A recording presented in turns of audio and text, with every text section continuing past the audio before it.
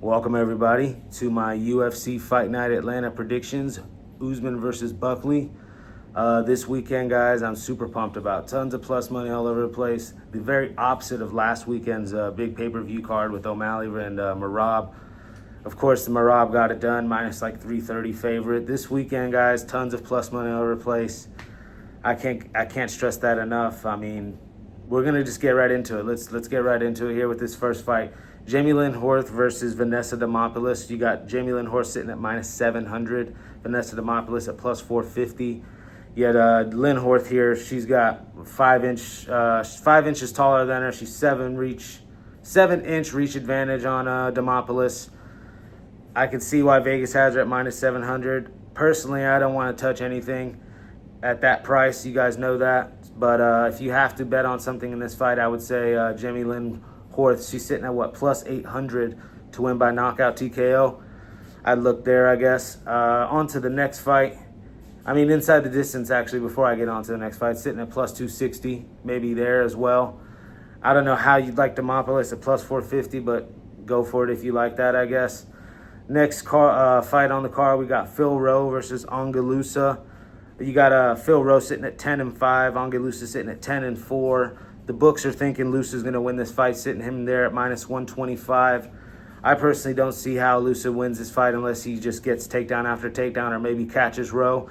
I don't see him catching Rowe. I think Rowe's too slick on the feet for him and is going to be out-moving him and making him walk into all sorts of traps. And I see Phil Rowe busting him up for 3 rounds. And if he does get taken down, popping right back up and making Ange Loosa really work for it. And I definitely lean Phil Rowe. I'm seeing plus money with him at plus 105.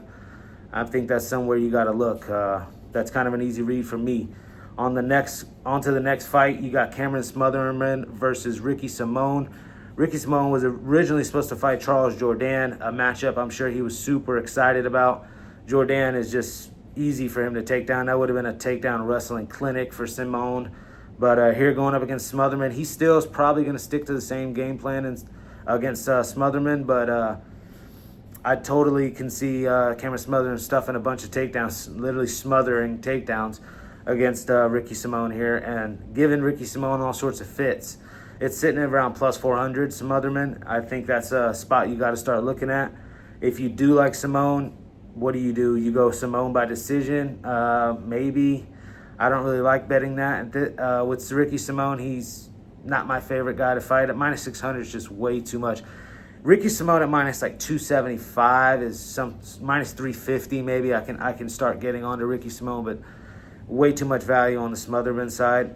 The only thing is the experience and maybe a Ricky Simón late finish because of the experience. But like I said, this fight's very hard to bet on. I think it's Smotherman or pass. So on to the next is Cody Durden versus Jose Ochoa. Ochoa's a prospect the UFC's really excited about. He did lose his last fight against Loner Kavanagh. Kavanagh's another prospect the UFC's super excited about. But Durden is nowhere near the same type of fighter as Loner Kavanagh. Durden is just going to straight up wrestle, put you up against the cage, shoot takedowns over and over again, and really go after your legs. And I see Ochoa struggling here in a matchup like that. Ochoa's looking for a guy to stand and trade with him, and he's slick on the feet.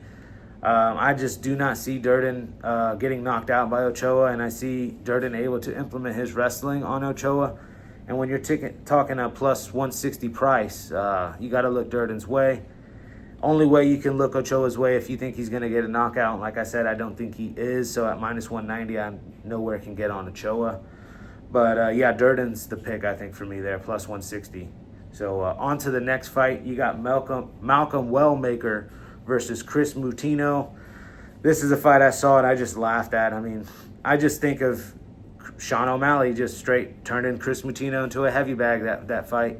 And, Dana's thinking that's going to happen again. And this is minus 2,500 for Malcolm Wellmaker. It's just, this line is way too inflated for me to ever look Malcolm Wellmaker's way. I'm looking at Kris Moutinho just to survive and be a zombie in there.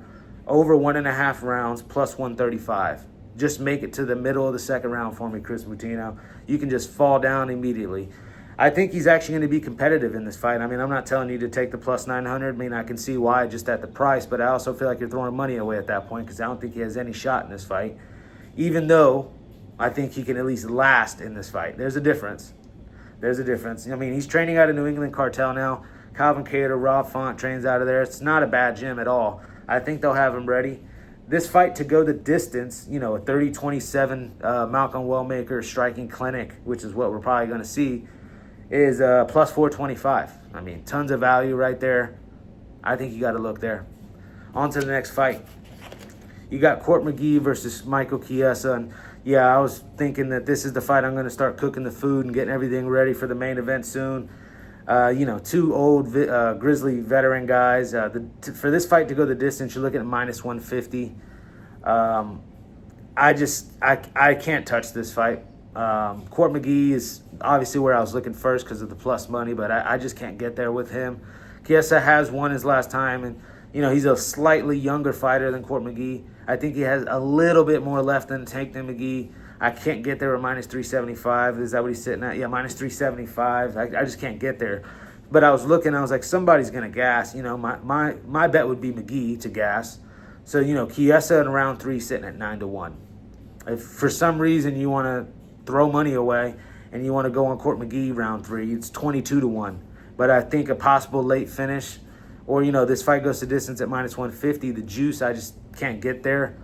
Let me just go round 3 finish with two of these guys, and we'll come up on top, I think, at 22-1 and 9-1, round 3 finishes.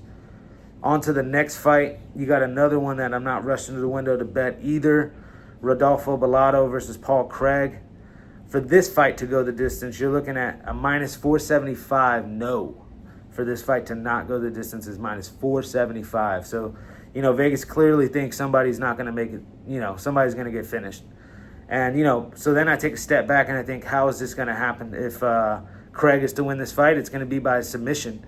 I don't think he can catch Bellato. I mean, Bellato is wild. He comes very aggressively, but I think if there's going to be a knockout, it'll be from his side.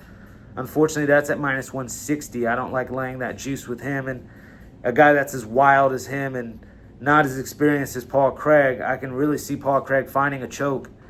You know, if you want to go into individual rounds, I mean, you're talking way plus 25-1 type money, but just simply Craig by submission sitting at plus 525. I think you got to look there if you want to touch this fight.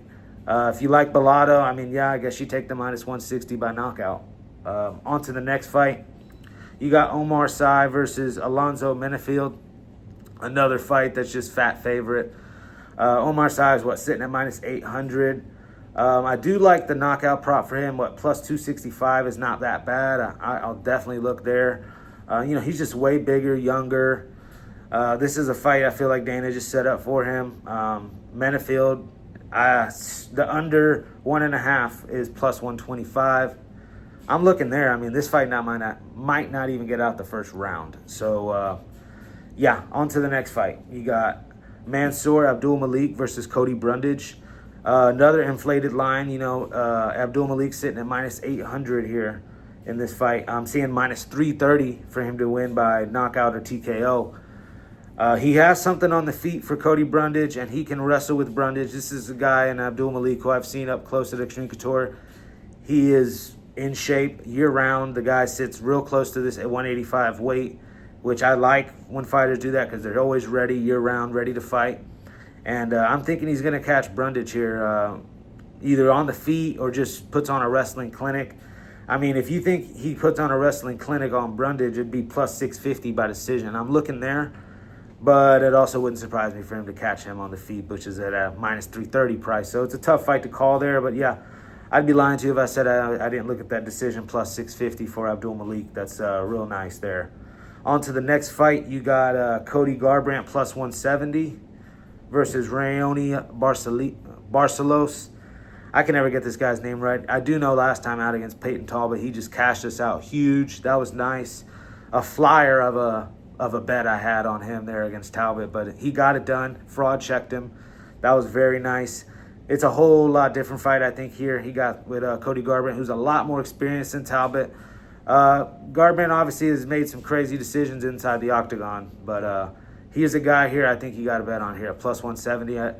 I still think he has the capability to be a top 5 fighter in this division, maybe even make a little late title run in his career. He's still very young, a lot younger than Barcelos, and I think at plus 170, you got to take a flyer on Cody Garbrandt. Next fight, we have Andre Petroski and Edmen Shahbazyan. Shahbazyan sitting at minus 180. No way I can look his way. Never been a fan of the Golden Boy. I've always called him the Silver Boy because he always gets finished whenever I have money on him. I'm absolutely done betting on him. Former Ronda Rousey, Edmen, Edmen disciple out of that gym, Glendale. That was an abomination of a gym. Everybody used to meme after meme with Ronda and him. And he's at Extreme Couture now, and he's actually gotten a lot better, and he's fought the who's who of this middleweight division. So I can see why the books have him minus 180. But in a tough fight like this against Petroski, a guy that's just a straight dog, and I think he's going to be the stronger fighter in there. Obviously, Shahbazyan might have a little bit of reach and size, but Petroski's a lot stronger and I think has a lot more knockout power. I do question the gas tank on Petroski, but at this plus money price, I gotta lean Petroski in this fight. So yeah, on to the next one. There we have, I believe, the co-main event. Yep, co-main event: Miranda Maverick versus Rose Namajunas. Rose Namajunas sitting at minus 225. I can see why a lot of guys would go that way, thinking that Miranda Maverick is, not polished on the feet. She's going to get picked apart by Rose Namajunas. But I think Rose is on her last little bit of legs here. And, if Miranda Maverick can implement the Carla Esparza strategy with a little bit more to throw at her on the feet, I don't see how Maverick can't lose this fight. And you're talking about plus 200 price here. She's the younger, hungrier fighter. I think she has the wrestling advantage for sure. It's just a matter of fact of if Rose is going to be able to control this distance and keep Miranda Maverick off her for 5 rounds. Or, excuse me, it'll be 3 rounds. But I don't know. That actually, in my opinion, it being a 3-round fight as well, you lean towards Miranda Maverick just going with that wrestling pace. Just a quick 15-minute burst of energy. Wrestle, and really make this an ugly fight. And I can see the I'm seeing it drop now to plus 190, Miranda Maverick, and get on that now before it gets 75, 60. I have it at plus 200. So, yeah, Miranda Maverick for sure is the pick for me at the value. On to the next fight is the main event, Buckley versus Usman, a fight I'm super pumped for. A lot of people are saying Usman's old in the knees. Buckley himself, everybody's saying Usman's on his last legs as well. Man, this guy is in shape year-round, one of the toughest 170ers on the planet. A UFC Hall of Famer for sure. Just one kick and has completely, everybody forgets about him. One kick. And, he was winning that fight as well. Usman is conditioning on par with the elite of the elite. The wrestling on par with the elite of the elite. And I see him giving Buckley fits in those areas of this fight. Buckley is going to be a very scary guy to fight in those first 2 rounds because he's super explosive, tons of knockout power, tons of tricks on the feet that he can catch you with, and he's no slouch at all, and he has some wrestling defense. It's not going to be an easy takedown for Usman. But I think Usman is used to this. He's wrestled all sorts of different sizes in the gym. This guy's been at it 15-plus years in the game, more than that, clearly. But I'm talking about just UFC caliber wrestling that I don't think Buckley's quite going to be prepared for. You got 5 rounds as well. I'm leaning Usman here at this plus price. It's hard not to for him to get back in this top 5 contention and chase this belt one last time and put the cherry on top of his UFC Hall of Fame career.